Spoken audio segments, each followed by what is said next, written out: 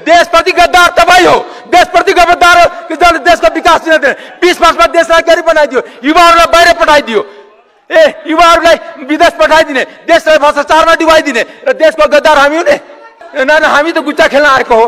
एउटा कुरा के भने माननीय सदस्य तपाईँ निर्धारित विषयमा बोल्नुहुन्न भने तपाईँ डाइस छाडेर तल जानुहोस्। यसलाई रेकर्डबाट हटाउने मैले निर्देशन गर्दछु र वक्ता मान्य सदस्य बाँकी विषय आफ्नो अगाडि बढाउन सक्नुहुन्छ। पार्टीको दलीय हिसाबले यदि निर्देशन दिनु छ त्यो निर्देशन हामी मान्न तयार छैन।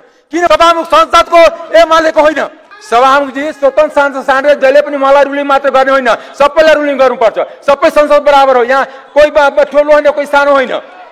किनकि बारम्बार देख्छु कि हामीलाई मात्रै रुलिङ गर्ने, स्वतन्त्र सांसदलाई मात्रै रुलिङ गर्ने कि एउटा राष्ट्रपाललाई दुख दिइराख्ने यहाँ, किनकि सानो दल छ।